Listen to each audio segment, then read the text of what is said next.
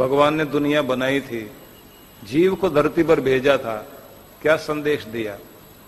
कहा 100 साल तक जीना है, सैकड़ों तरह के काम करने हैं, 25 साल तो तुम्हें सिर्फ तैयारी में लगेंगे। जिंदगी कैसे जीनी है उसके लिए 25 साल व्यतीत करने हैं, और 25 साल जीवन का अंतिम भाग होगा जिस समय तुम वापसी की तैयारी कर रहे हो। 50 साल जीवन के होंगे जो संघर्षों के होंगे। तो छोटे से जीव ने धरती पर जाने से पहले भगवान से पूछ लिया कि प्रभु मैं जा रहा हूं धरती पर, मेरी देख रेख करने वाला कोई होगा धरती पर? कौन संभालेगा मुझे? किनकी गोद में रहूंगा? कौन रक्षा करेंगे? भगवान ने कहा 2 फरिश्ते तुम्हारी रक्षा करेंगे जो तुम्हें सुलाएंगे, जगाएंगे।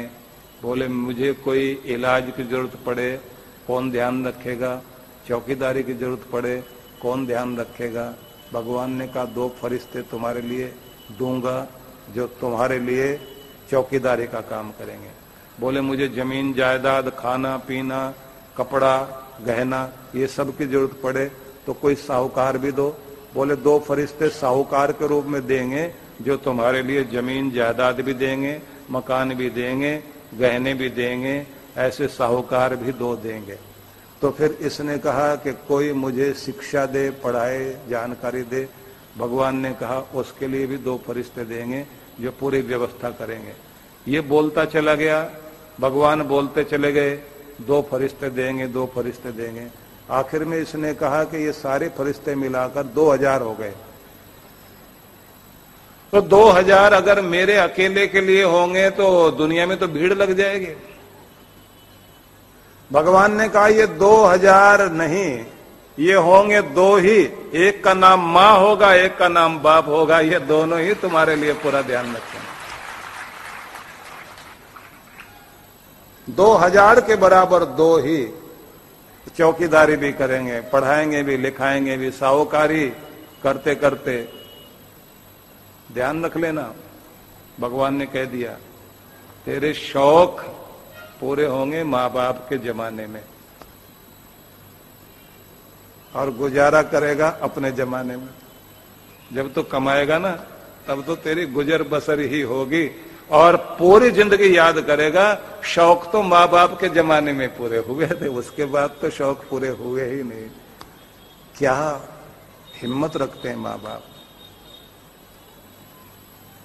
अपने बच्चों के सारे शौक पूरे कराते हैं।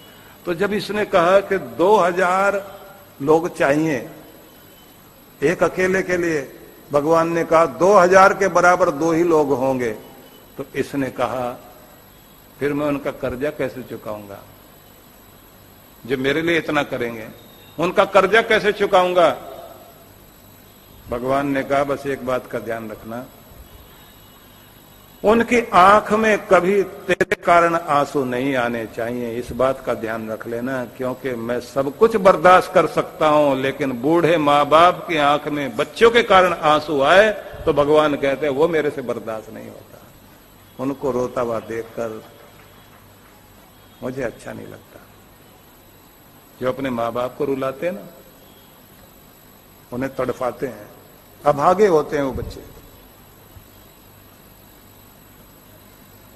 इसने कहा कर्जा चुकाने का तरीका भी तो बताओ भगवान।